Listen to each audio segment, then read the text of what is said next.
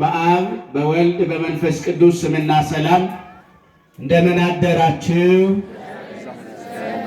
እንዴት አደራችሁ? እንዴትስ ቆያችሁ? ስሙን ጠርተን እንድናመሰግን በቸርነቱና በምሕረቱ በማደሪያው የሰበሰበን ደብቀን የያዝነውን ኃጢአታችንን በእያንዳንዱ ደቂቃ ቅጽበትና ሰዓት ሁሉ በኃይሉ በረድኤቱ በጥበቃው ያልተለየን ስንርቀው የማይርቀን ስንለየው ሁልጊዜ የሚከተለን በኃጢአት ቆሻሻ ተበላሽተን ሰውነታችን ረክሶ በክፋት የልባችን ቤተ መቅደስ ተበላሽቶ ሲመለከት እንደገና በንስሐ ልባችንን ሕይወታችንን ሥጋችንን ነፍሳችንን እያጠራ የሚቀበለን ዛሬም ለስሙ የሚገባውን ምስጋና ስንሰዋ በመካከላችን ተገኝቶ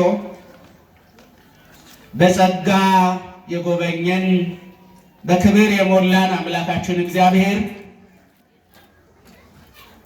እንድናመሰግነው ስለፈቀደልን በማደሪያው እንድንሰበሰብ ከቁጥር እንዳንጎድል በማለዳ የመከራ የሐዘን መርዶ ሳንሰማ በምስጋና በፊቱ እንድንታይና እንድንገለጽ ስለረዳን በድጋሜ ቅዱስና ገናና የሆነ ስሙ የተመሰገነ ይሁን።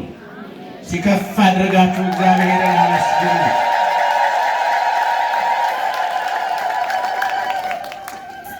እናውቃለን የሥራ ቀን ነው። ሩጠን እንኳን አልሞላ ያለ የኑሮ ሁኔታን የምንመራና የምንከተል መሆናችን ለሁላችንም የተገለጠና የታወቀ ነው። ሰርተን እንኳን አልከናወንልን እያለ ተግተን የምንበላው ነገር በቀላሉ አልገኝ እያለ በጓዳችንና በቤታችን ያለውን የጎደለ ነገር የምናውቀው እያንዳንዳችን ነን። ነገር ግን ቀደም ሲል እንደተባለው እግዚአብሔርን ማመስገን ቅዱስ ሥራ ነው። እግዚአብሔርን ከማምለክ የሚበልጥ በምድር ላይ ለእኛ ለሰው ልጆች የተፈጠርንበትና የተሰጠን ሌላ ዓላማ የለም። አምላካችን እግዚአብሔር በመልኩና በምሳሌው ለምን እንደፈጠረን ሲነገር ስሙን ለመቀደስ ክብሩንም ለመውረስ እንደሆነ ሲወሳ በተደጋጋሚ ሰምታችኋል። አዎ በምስጋና ታላላቅ አደጋዎችና መከራዎች ይታለፋሉ። እውነት ነው። በእግዚአብሔር ፊት ስንቆም የተቀደደው እንደገና ይሰፋል። የጎደለውን ነገር እኛ ባላወቅነውና እግዚአብሔር ይሞላዋል። የዘገየን ሲመስለን እግዚአብሔር በስሙ ሰብስቦናልና ወርሃዊ ዕለተ ስቅለቱን የማዳኑንም ሥራ የምናስብበት በዓለ መድኃኔዓለም ነው። በቤተ ክርስቲያናችን ከዕለተ በዓለ መድኃኔዓለም የሚልቅና የሚበልጥ ሌላ ቀን የለም። የሚልቀው ቀን የዛሬው ቀን ነው። 2 3 ብቻ አሁን በመካከላችን መድኃኔዓለም በክብር አለ። ስም ለኃጢአታችን የሚገባውን ይቅርታ ያደርጋል።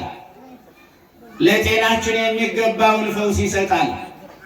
ለኑሯችንና ለሕይወታችን የሚያስፈልገውን ነገር እርሱ ራሱ ያሟላል።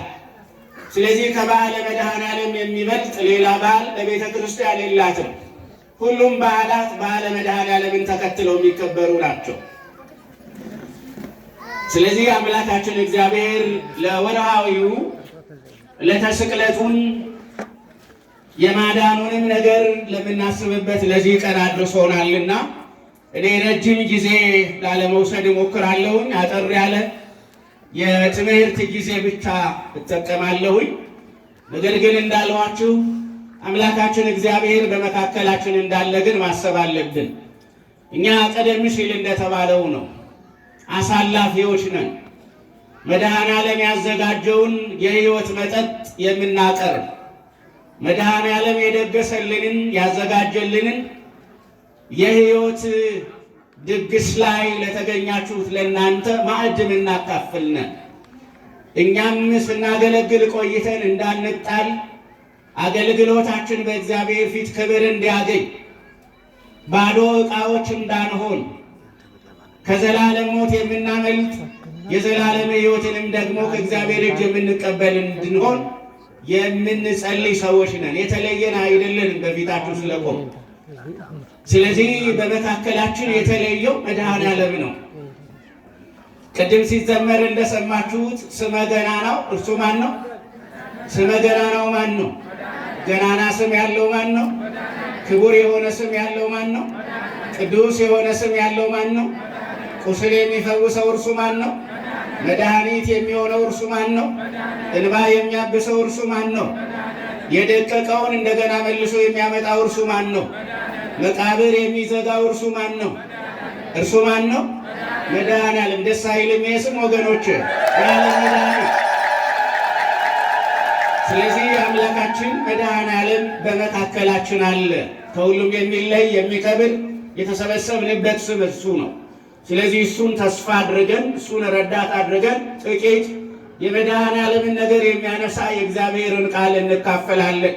ለትምህርታችን እንዲሆነን እንደ ርዕስ እንደ መነሻ እንዲያገለግለን የመረጥኩት ወንጌል አለ።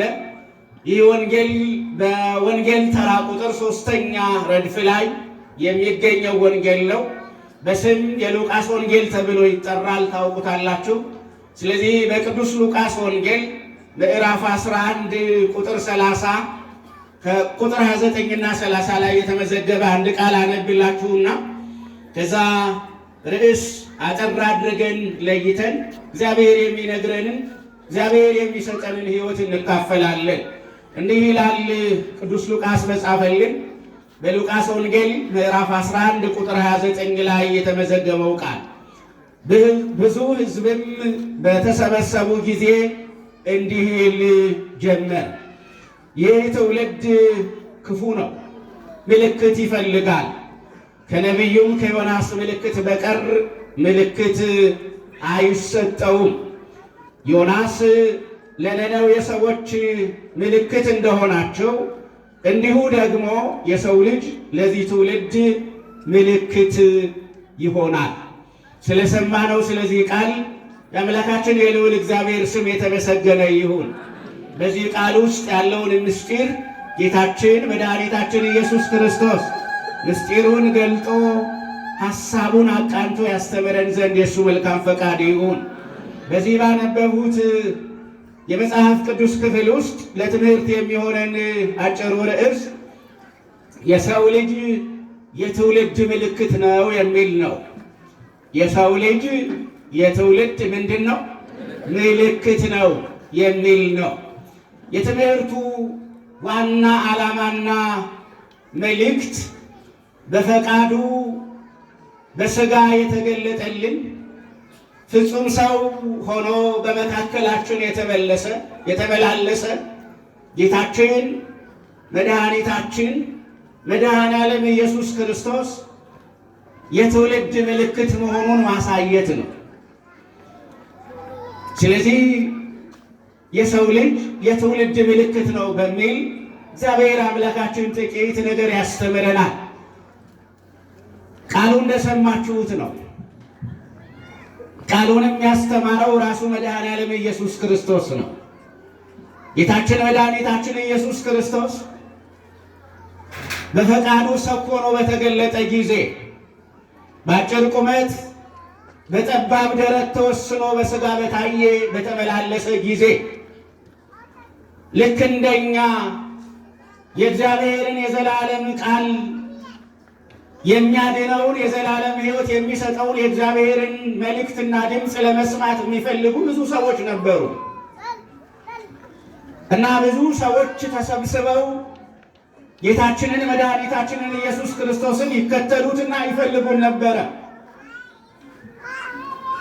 እና የሚከተሉትንና የሚፈልጉትን ሰዎች ሲመለከት ቁጥራቸው ብዙ ነው እና ብዙ ሰው ባየ ጊዜ ብሎ ነው የሚጀምረው። ጌታችን መድኃኒታችን ኢየሱስ ክርስቶስ ብዙ ሰው አየ። ብዙ ሰው ባየ ጊዜ ትምህርት ማስተማር፣ ቃል መናገር ጀመረ እና በሚናገርበት ጊዜ የሚከተሉት ሰዎች ምን አይነት ሰዎች እንደነበሩ ስላወቀ ያንን ነገር የሚገልጽ ነገር ተናገረ እና ይከተሉት የነበሩ ብዙ ሰዎች ምልክት ፈልገው እንደሆነ አወቀ። ምን ፈልገው አለዋችሁ? ምልክት ፈልገው ማለት ነው። የሆነ ነገር ሲደረግ የሆነ ነገር በዓይናቸው ሲያዩ ደስ ይላቸዋል። የሆነ ነገር ተደርጎ ያ ነገር ወዲያው ምልክት ሲሰጥ ደስ ይላቸዋል። ለጥቂት ጊዜ በደስታ ይከተላሉ። ለጥቂት ጊዜ አብረው ይቆያሉ። ምልክቱ ሲታጣ፣ ምልክቱ ሲጠፋ ግን ቦታውን ለቀው ይኮበልላሉ። ወደ ቀድሞ ነገራቸው ይመለሳሉ። ምልክት ሲያዩ ጥቂት ጊዜ ይቆያሉ። ምልክት ሲጠፋ ደግሞ ጥለው ይሄዳሉ እና እንደዚህ አይነት ሰዎችን አየ። እግዚአብሔር እንደዚህ ባሉ ሰዎች ደስ አይሰኝም። ታውቃላችሁ፣ ምልክት ሲያዩ የሚሰበሰቡ ምልክት የሌለና የጠፋ ሲመስላቸው የሚበተኑ ሰዎች ላይ ማን ደስ አይለው? እግዚአብሔር ደስ አይለው። በሰማይ ላይ ደመና ባይኖርም እግዚአብሔር ያዘንባል ብለው በሚያምኑ ግን ማን ደስ ይለዋል? እግዚአብሔር ደስ ይለዋል። በምድር ላይ የተዘራ የበቀለ ፍሬ የያዘ ምንም አይነት ሰብል ባይኖርም ማን ይመግባል በሚሉ ሰዎች እግዚአብሔር ደስ ይለዋል። እግዚአብሔር ይመግባል በሚሉ ሰዎች ግን ማን ደስ ይለዋል? እግዚአብሔር ደስ ይለዋል። ኢየሱስ ክርስቶስ ደስ ይለዋል። ምንጭ ባይኖርም የውሃ ምልክት ባይታይም ነገር ግን እግዚአብሔር ከዓለት ላይ ውሃ አፍልቆ ያጠጣል። እግዚአብሔር የሕይወት ምንጭን በአጠገባችን አፍልቆ ውሃ ያፈሳል፣ ያጠጣናል ብለው በሚያምኑ ሰዎች ግን ማን ደስ ይለዋል? እግዚአብሔር ደስ ይለዋል። ምልክት አይተው ከሚከተሉ ይልቅ በእምነት የሚከተሉትን ሰዎች ማን ይወዳል? እግዚአብሔር ይወዳል። አደራችሁ ክርስቲያኖች፣ ምልክት ስላያችሁ ስላላያችሁ አይደለም እግዚአብሔርን መከተልና መውደድ ያለባችሁ። አዎ ምልክት እንደ ደመና ለጥቂት ጊዜ ታይቶ ይበተናል፣ ይጠፋል። ምልክት ለአንድ ቀን ወይም ለአንድ ደቂቃ በዓይናችን ስር አልፎ ተገርመንበት ተደንቀንበት ጥቂት ስንቆይ ይዘነጋል። እኛንና እግዚአብሔርን ለዘላለም አስተሳስሮን የሚኖር በእግዚአብሔር ላይ ያለን እምነት ነው። እምነት ኃይል ያደርጋል። እምነት ጸጋን ያመጣል።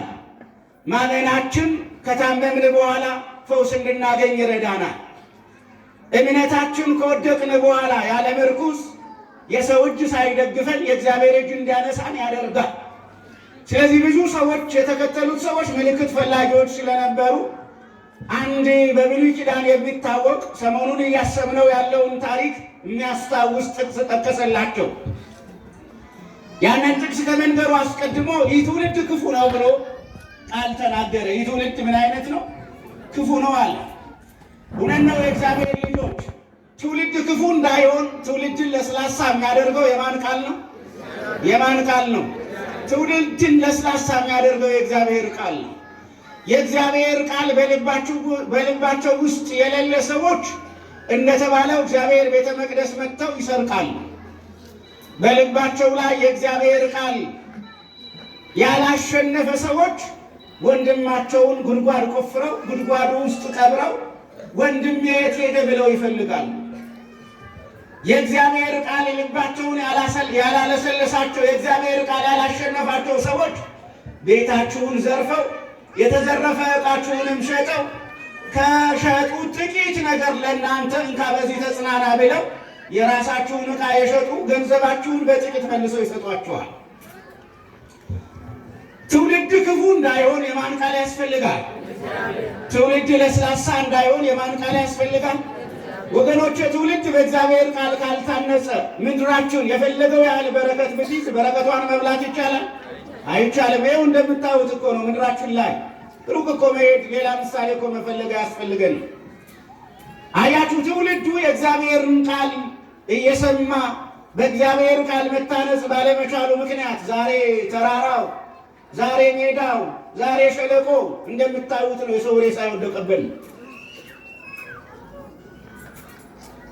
ትውልዱ በእግዚአብሔር ቃል ባለማደጉ ምክንያት አንደኛው በሌላኛው ላይ ተነስቶ አንገት ለአንገት ተናንቀው ሁለቱም አየር ላይ ተጣልተው መሬት ላይ እንደሚወድቁ ወፎች ሁለቱም ተያይዞ እየወደቀ ነው። ስለዚህ ጌታችን መድኃኒታችን ኢየሱስ ክርስቶስ ብዙ ሕዝብ ሲከተሉ ታየና የሚከተሉት ሰዎች ምልክት ፈልገው እንደሆነ አወቀና ምን አላቸው ካላችሁኝ፣ ይህ ትውልድ ክፉ ነው አለ። እንዲህ ከመባል እግዚአብሔር በምሕረቱ ይጠብቀን። አሁን እንዲህ ከመባል የማን ምሕረት ይጠብቀን? የእግዚአብሔር ምሕረት ይጠብቀን። ክፋት ምድርን ያጠፋታል። ክፋት ምድርን ያበላሻታል።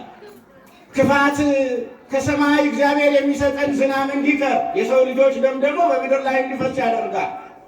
ክፋት በረከታችንን ይነጥቀናል። ልባችን ክፉ ከሆነ ቤታችን ሰላም የለውም፣ ልባችን ሰላም የለውም፣ ሕይወታችን አይቀደስም፣ ጤናችን የተሟላ የተስተካከለ አይሆንም። የበላነው ነገር ለጤና አያገለግልም። የበላነው ነገር እንደ መርዝ በውስጣችን አደጋ የሚፈጥር ይሆናል። ስለዚህ ትውልድ ክፉ ነው ካለ በኋላ ነገር ግን ለዚህ ትውልድ ከነቢዩ ከዮናስ በቀር ሌላ ምልክት አይሰጥም አለ። ሌላ ምልክት ምን አይልም አይሰጥም አለ። ከዛ ወዲያው 30ኛው ቁጥር ላይ ወበከመ ዮናስ ኮኖሙ ትምህርተ ለሰብአ ነነዌ፣ ዮናስ ለነነዌ ሰዎች ምልክት እንደሆነ ሁሉ ከማሁ ወልደ እጓለ እመሕያው ይከውና ትእምርተ ለዛቲ ትውልድ፣ እንዲሁ የሰው ልጅ ለዚህ ትውልድ ምልክት ነው አለ። እንዲሁ የሰው ልጅ ለዚህ ትውልድ ምልክት ነው። መጀመሪያ ዮናስን አነሳ። ማንን አነሳ? ዮናስን አነሳ። ዮናስ እንግዲህ ስትሰሙ ሰንብታችኋል። በየዓመቱም እየተነሳ ቤተ ክርስቲያን የንስሐ ወንጌልን የምታስተምርበት የብሉይ ኪዳን ነቢይ ነው። ዮናስ በትንቢተ ዮናስ እንደምናውቀው ያለ ታሪክ ያለው ነው። ዮናስ እግዚአብሔርን የሚያገለግል ነቢይ ነበረ። ማንን የሚያገለግል ነቢይ? ማንን የሚያገለግል ነቢይ? እግዚአብሔርን የሚያገለግል ነቢይ ነበረ። ነገር ግን የሚያገለግለው የተመቸ ስፍራ ላይ ነው። ምን አይነት ስፍራ ላይ ነው? የተመቸ ስፍራ ላይ ነው። የተመቸ ቀን ላይና የተመቸ ስፍራ ላይ ሁሉ አገልጋይ ነው። በተመቸ ቀን ሁሉ ጻድቅ ነው። በተመቸ ቀን ሁሉ ቅዱስ ነው። በተመቸ ጊዜ ሁሉ ጸሎተኛ ነው። በተመቸ ጊዜ ሁሉ ቤተ ክርስቲያን ይመጣል። የቤተ ክርስቲያን አባቶች አንዳንድ እንዲህ ያሉ ነገሮች ሲያጋጥማቸው ሁሉ ጻድቅ በጊዜ ርቱ ይላል። በተመቸ ጊዜ ሁሉ ጻድቅ ነው ማለት ነው። በተመቸ ጊዜ ስንቱ ጻድቅ ነው? ስንቱ ጻድቅ ነው? ሁሉም ጻድቅ ነው።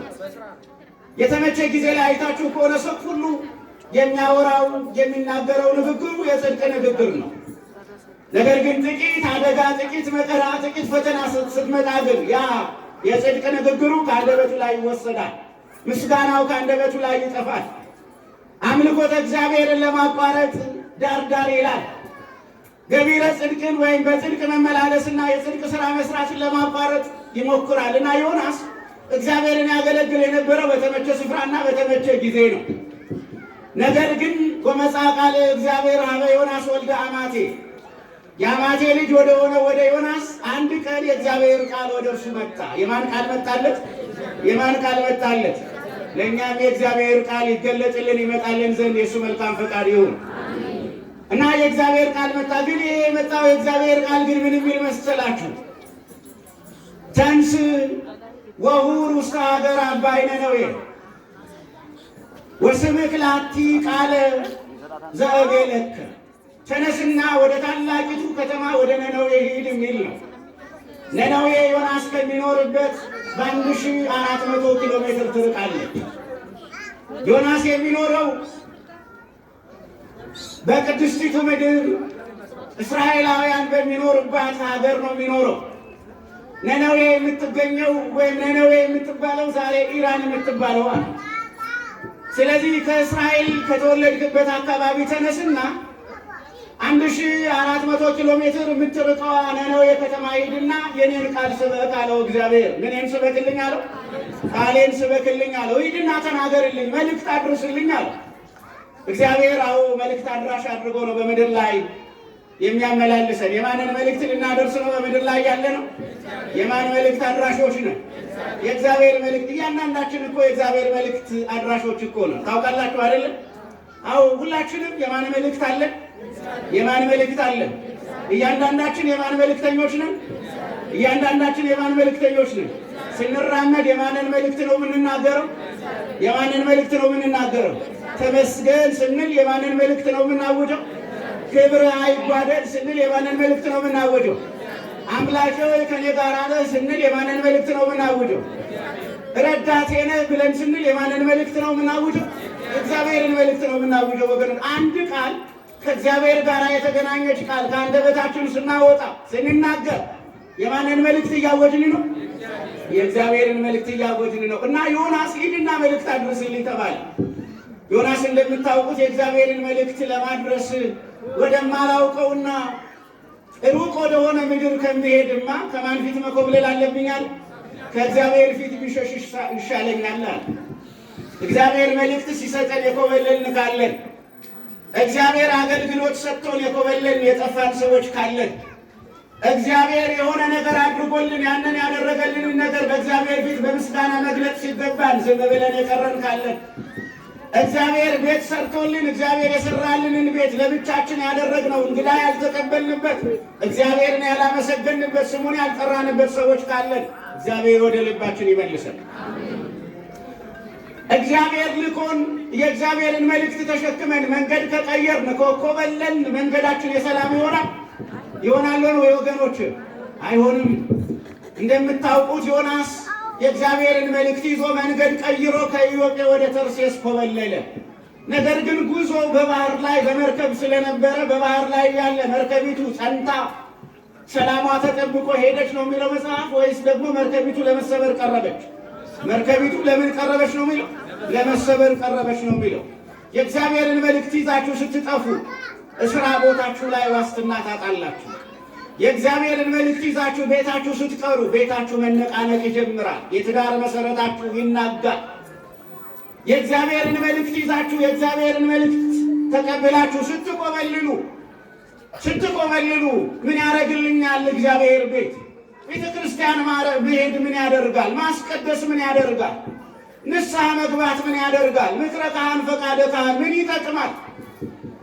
እኔና እግዚአብሔር እኮ እንተዋወቃለን እያላችሁ ለስንፍናችሁ መደበቂያ የምትሰጡ ሰዎች ካላችሁ የተቀመጣችሁበት ቦታ እግዚአብሔር የለምና ጭንቀት መንቀጥቀጥ ይጀምራል።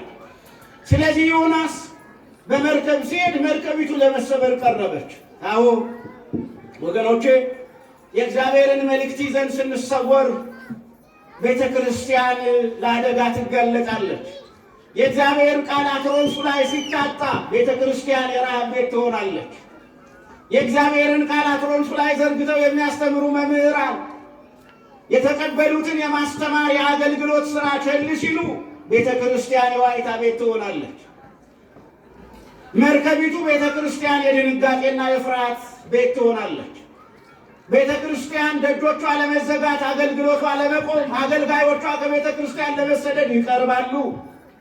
የማንን መልእክት ይዘን ስንጠፋ? የእግዚአብሔርን መልእክት ይዘን ስንጠፋ፣ የተሰጠንን ይዘን ስንጠፋ፣ እግዚአብሔር የሰጠንን ይዘን ስንጠፋ፣ የእግዚአብሔርን አደራ ይዘን ስንሰወር ስንኮበልል እና ዮናስ መርከቢቱ ውስጥ ሄደ። ያው እንደምታውቁት መርከቢቱ ተናወጠች። መፍትሄ የተፈለገ የመጨረሻው መፍትሄ ዮናስ መርከቢቱ በምትናወጥበት ጊዜ ከስር ተኝቶ ስለተገኘ ተቀስቅሶ ሲጠየቅ ደግሞ ስራ ምንድን ነው ሲባል የሰማይና የምድር አምላክ እግዚአብሔርን ማምለክ ስራዬ ነው ብሎ ነው የተናገረ። ስራ ምንድን ነው ሲባል ስራዬ የሰማይና የምድር አምላክ እግዚአብሔርን ምን ማለት ነው ይላል? ማምለክ ነው ይላል። ግን ደግሞ የሚጠፋው የሚሸሸው የሚኮበልለው ደግሞ ከማን ነው? ከእግዚአብሔር ነው የሚሸሸው። ግራ የሚያጋባ ይሄ ትውልድም እንደዛ ነው። በአንድ በኩል ይዘምራል፣ ጊዜ ሲያገኝ ደግሞ ዳንኪራ ይመታል። ቤተ ክርስቲያን ሲመጣ ነጠላውን አጣፍቶ ምስጋና በሰማይ ምስጋና በምድር ይላል። ወደ ሰፈሩ ሲሄድ ደግሞ አስረሽ ምቹ ይላል። ወገቡን አስሮ ይንቀጠቀጣል፣ ይንዘፈዘፋል። ግራ የተጋባ ትውልድ እንዲህ ነው። እግዚአብሔርን ባመሰገነበት አንደበቱ፣ እግዚአብሔርን ባወደሰበት፣ ለእግዚአብሔር ምስጋና በሰዋበት ከንፈሩ ወደ ሰፈሩ ሲመለስ ዘረኝነት ይሰብክበታል፣ ጥላቻ ያስተምርበታል። ስለዚህ ዮናስ ሲጠየቅ ስራዬማ እግዚአብሔርን ማምለክ ነው አለ። ግን ከእግዚአብሔር እየኮበለለ ነበረ። በመጨረሻ እንደምታውቁት ሆነ። ስለዚህ መርከቢቱ ጸጥ እንድትል ዮናስ ከመርከቢቱ በዕጣ ምክንያት ወደ ባህር ተጣለ። ነገር ግን እግዚአብሔር ቸር ነው። ማን ቸር ነው? እግዚአብሔር ምንድን ነው? እግዚአብሔር ቸር ነው። በመርከብ ውስጥ የትኛውም ሰው ወደ ፈለገው ሀገር ይሄዳል። በአሳ ነባሪ ሆድ ውስጥ ግን የሰው ልጅ ከአንድ ስፍራ ወደ አንድ ስፍራ ተጓጉዞ ያውቃል? ተጓጉዞ ያውቃል እንዴ? ሰው አሳ ነባሪ አፍ ውስጥ ከገባ ይሞታል ወይስ በሕይወት ይቆያል? ወዲያውኑ ምን ይላል? ወዲያውኑ ይሞታል። ወዲያውኑ የዋጠው አፉን ከፍቶ የተቀበለው አሳ ነባሪ ያላምጠዋል፣ ያደቀዋል፣ ምግብ ያደርገዋል። ዮናስ ከመርከቢቱ ወደ ባህር ሲጣል ውሃው አይደለም የተቀበለው። ከውሃው ጥቂት ከፍ ብሎ አፉን ከፍቶ ምንድነው የዋጠው? አሳ ነባሪ ዋጠው። አሳ ነባሪ ዋጠውና ዮናስን አሳ ነባሪው ከመርከቢቱ አጠገብ ይዞ 1400 ኪሎ ሜትር የምትርቀው ነነዌ ከተማ አጠገብ ተፋው አልተፋው? ተፋው። ማን? በአሳ ነባሪ ሆድ ውስጥ ስለነበረ። ማን ስለጠበቀው? በበላተኛ አፍ ውስጥ ሆነን ከበላተኛው ጥርስ የሚጠብቀን ማን ስለሆነ? በሚገድል መርዝ አጠገብ ማንም ያድን ስለሆነ፣ በነደደ እሳት ውስጥ ማን አቁሞ የሚያስመሰግን ስለሆነ አምላካችን እግዚአብሔር ክብር ምስጋና ለገናና ስሙ ይሁንና፣ ስለዚህ ዮናስ በአሳ ነባሪ ሆድ ውስጥ የቆየው 3 ቀንና 3 ሌሊት ነው። እና እዚህ ቦታ ላይ ዮናስ ለነነዌ ሰዎች ምልክት ሆናቸዋል። ወደ ሞት ቀርቦ ለመዳን ዮናስ ለነነዌ ሰዎች ምልክት ነው። እስከ 3 ቀን ድረስ ታላቂቱን ከተማ እግዚአብሔር በእሳት ይገለብጣልና ብሎ ሰብኮ ለንስሐ ያበቃቸው ለነነዌ ሰዎች ምልክት የሆናቸው ማን ነው? ዮናስ ነው። እግዚአብሔር በዚህ ዘመንም ለንስሐ ልባችንን ቀስቅሶ ወደ ቤተ ክርስቲያን ሰብስቦ እንደ ዮናስ በአመድ በእግዚአብሔር ፊት ተሰብስበን በአመድ ላይ በጉልበታችን ተንበርክከን በምድራችን ላይ ያለውን የጠፋውን የተሰደደውን ሰላም መልስልን፣ በወንድማማቾች መካከል ያለውን መጋደልና ደም መፋሰስ አቁምልን ብለን ጸለየን። እግዚአብሔር እንዲሰማን የአምላካችን የልዑል እግዚአብሔር መልካም ፈቃድ ይሁን። ብንጸልይ ማን ይሰማናል? ማን ይሰማናል? ብንጸልይ ተንበርክከን ብንጸልይ በምድሪቱ ላይ ያለውን የሚፈሰውን የወጣቶችን የሚጠፋውን ሕይወት ማቆም ማዳን ይቻላል? አይቻልም? ይቻላል። ግን ወደ ቤታችን ስንመለስ እያንዳንዳችን ጦር አቀባይ ነው። ወደ ቤታችን ስንመለስ እያንዳንዳችን የጥላቻ ሰባኪዎች ነው። ወደ ቤታችን ስንመለስ እያንዳንዳችን ተወለድንበት ብለን በምንለው ዘር በኩል ቆመን የምንከራከር ነው። የእግዚአብሔር ደም በእግዚአብሔር ልጅ ደም ከተቀደስን በኋላ በስጋና በደም ዝቅ ብለን አንደኛውን በለው ሌላኛውን ደግሞ አድነው የሚል ምኞትና ጸሎት በእግዚአብሔር ፊት ይዘን የምንቆም ነው። ስለዚህ ዮናስ 3 ቀንና 3 ሌሊት ውስጥ በአሳ ነባሪ ሆድ ውስጥ ቆየ። በ3ኛው ቀን ዮናስ በባህሩ ዳርቻ ተገኘ። ወደ ጥልቁ የተወረወረው ዮናስ ከጥልቁ ወጣ። ወደ ታች የወረደው ዮናስ እንደገና መልሶ ሰማይን አየ። እንዲያውም በጸሎቱ እኮ ይናገራል። አንሰቤ እኔ እንዲህ ብዬ አስቤ ነበረ፣ በውሃ ውስጥ እንደተጣልኩ ቀረው ብዬ ነበረ፣ አሳ ነባሪው እንደዋጠኝ ቀረው ብዬ ነበረ፣ ደግሜ በምድር ላይ ብርሃንን አያለሁ፣ ሕይወትን እንደገና አገኛለሁ ብዬ አላሰብኩም ነበረ። አንተ ግን ቸር ነህ፣ አንተ ግን ጠባቂ ነህ፣ አንተ ግን መሐሪ ነህ፣ አንተ ግን አስደናቂ አምላክ ነህና እንደገና ሕይወትን ሰጠኝ ብሎ ማንን ያመሰግናል? አዎ እግዚአብሔር በእርግጥም እንደገና ምንን ይሰጣል? እንደገና ሕይወትን ይሰጣል። እንደገና እግዚአብሔር ብርሃንን ያሳያል፣ ጨለማውን ያሳልፋል፣ የሞት ጥላን ይገፋል፣ የመከራ ቀንን እግዚአብሔር ይሽራል። የሞት አዋጅን እግዚአብሔር ይገለብጥና ለእኛ የተባለው ለእኛ የተቆፈረው መቃብር ይደፈንና በመቃብራችን አጠገብ ሆነን ተመስገን እግዚአብሔር እንላለን። ክብር ምስጋና ለገናና ስሙ ይሁንና ወገኖች፣ ስለዚህ ጌታችን መድኃኒታችን ኢየሱስ ክርስቶስ ይህንን ያነሳሁትን ታሪክ የዮናስን ነገር አነሳና ዮናስ ለነነዌ ሰዎች ምልክት እንደሆናቸው ሁሉ የሰው ልጅ ለዚህ ትውልድ ምልክት ነው አለ። የሰው ልጅ ለዚህ ትውልድ ምንድን ነው?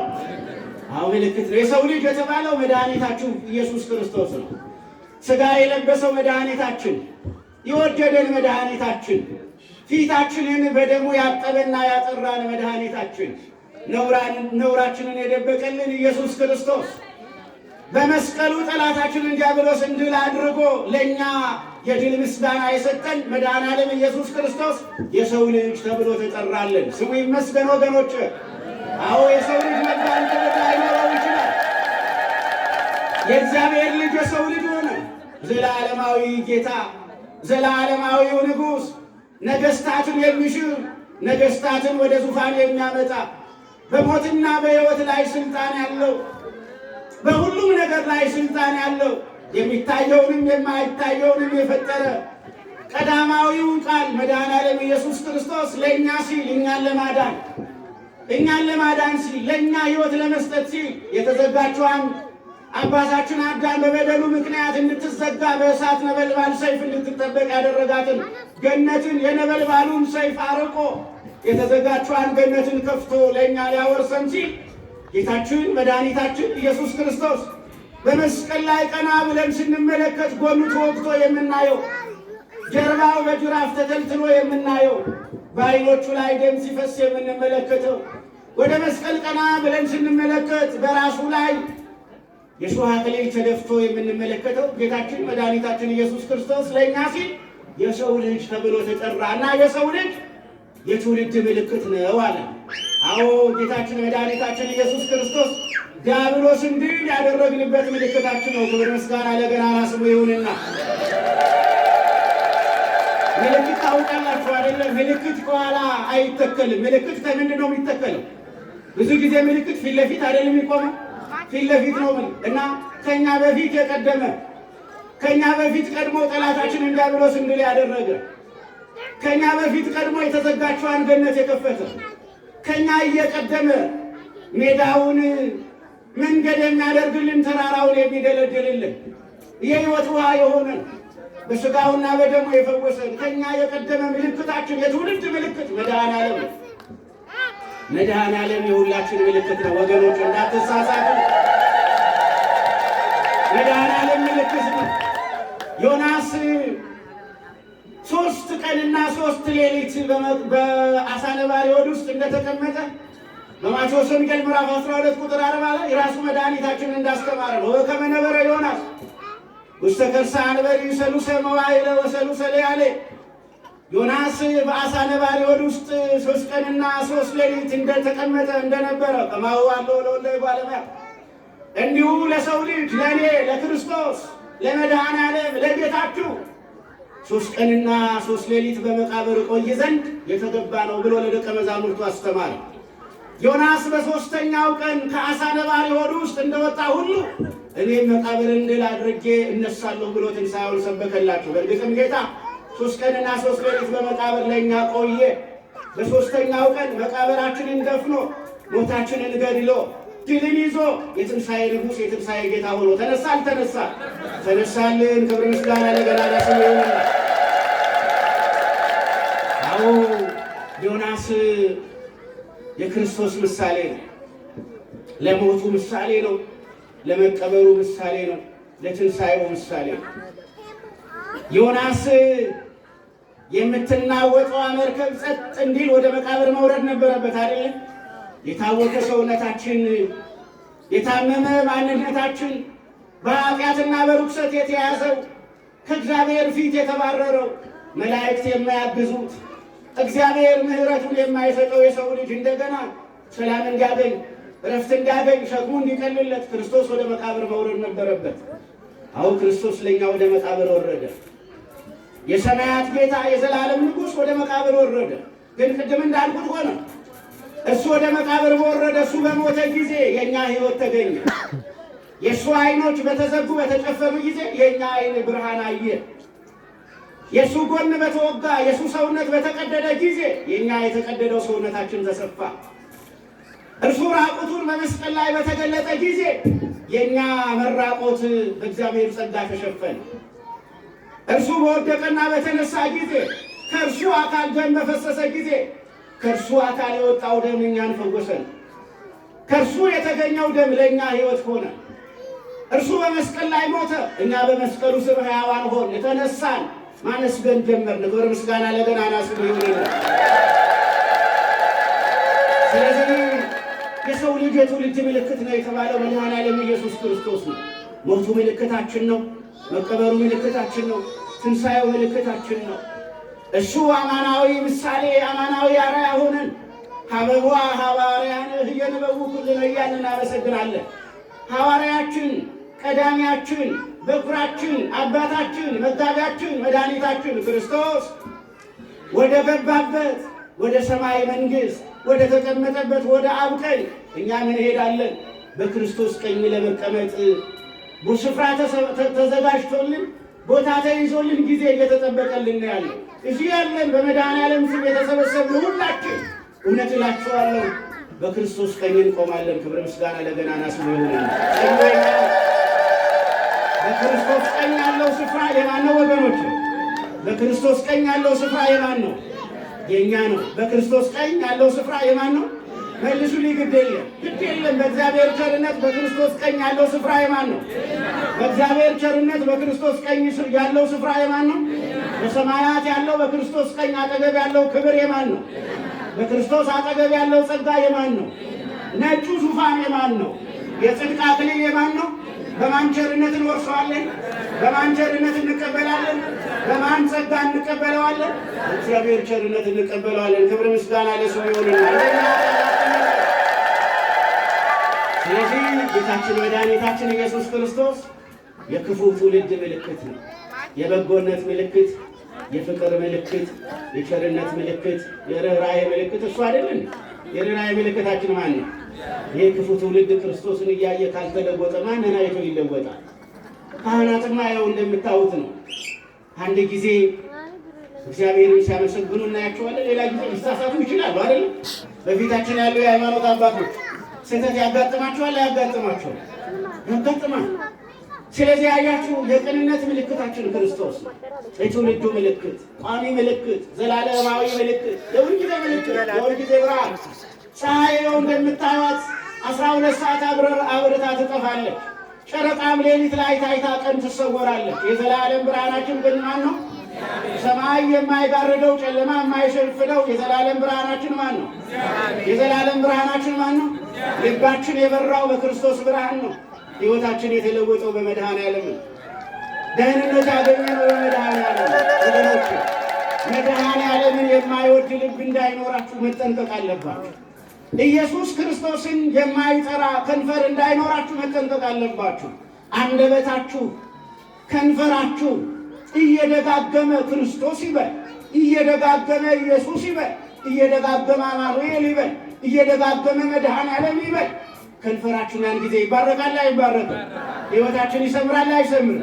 ይሰምራል። ሕይወታችንን የሚያሰምርልን የሰው ልጅ ሆኖ የተገለጠ የፍቅር፣ የደግነት፣ የይቅርታ፣ የምህረት ምልክታችን መድኃኔዓለም ኢየሱስ ክርስቶስ በልባችን ላይ የተጻፈ በልባችን ጽላት ላይ የተጻፈ ሕያው ቃል፣ ዘላለማዊ ቃል እሱ ይሄን ማለዳ በሰማነው ቃል ባርኮልን እንደገና ልባችንን ደግሞ ለንስሐ አዘጋጅቶልን የዛሬው ቀን ብቻ ሳይሆን የሁል ጊዜ ቀናችን ዓይናችን ክርስቶስ የተሳለበት ሆኖ ስንገልጠው ክርስቶስን የሚያይ ሆኖ እንድንኖር እሱ በምሕረቱ ይርዳል።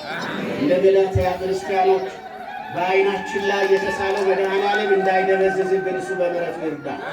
እንዳይደበዝዝባችሁ መድኃኔዓለም ወገኖች፣ እንዳይደበዝዝባችሁ መድኃኔዓለም በመስቀሉ ላይ የምታዩት ጌታ በልባችሁ ላይ እንዳይደበዝዝ፣ በልባችሁ ላይ መድኃኔዓለም ኢየሱስ ክርስቶስ እንዳይደበዝዝ እርሱ የዘላለም ንጉሥ ነው። እርሱ የዘላለም ጌታ ነው። እርሱ ወገኖቼ በሰማያት የሚቀበለን ነው። የእርሱ ቀኝ ለእኛ ስንንተራሰው፣ የእሱ ቀኝ ስንደገፈው የሚያበረታ ነው። ስለዚህ የክርስቶስን የመስቀሉን ሥራ የመድኃኔዓለምን የማዳኑን ሥራ እያሰብን በምድር ሕይወታችንና ጉዟችን እሱ በመንግሥቱ እስከሚቀበለን ድረስ ከኃጢአት ጋር ከክፋት ጋር ታግለን ኃጢአትን ክፋትን አሸንፈን በመቅደሱ ተሰብስበን በምስጋና ሞልተን ዘመናችንን እንድንፈጽም እንድንጨርስ እግዚአብሔር በምሕረቱ ይርዳል። እንግዲህ በቤተ ክርስቲያን እንደምታውቁት ይሄው ጾመ ነነዌን ታሳቢ በማድረግ ቤተ ክርስቲያን ከሰኞ ዕለት ጀምራ በጾም በምህላ በጸሎት ነው ያለችው። ይህንን እናንተም ታውቃላችሁ፣ ትጋራላችሁ። እንግዲህ ቤተ ክርስቲያን ያንን የምታስብበት ምክንያት በነገራችን ላይ እኛ ስለ ነነዌ ከተማ አይደለም የምንጸልየው ስለ ራሳችን ነው አይደለም። እና የማን ምሕረት እንዲገለጥልን ነው? የማን ምሕረት እንዲገለጥልን? የነደደውን እሳት ከሰማይ የመለሰ ማን ነው?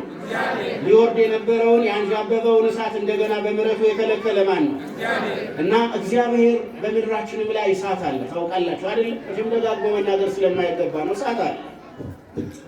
እሳት አለ ወገኖች፣ በየቤቱ እሳት አለ። በየቤቱ በየጓዳው እሳት አለ።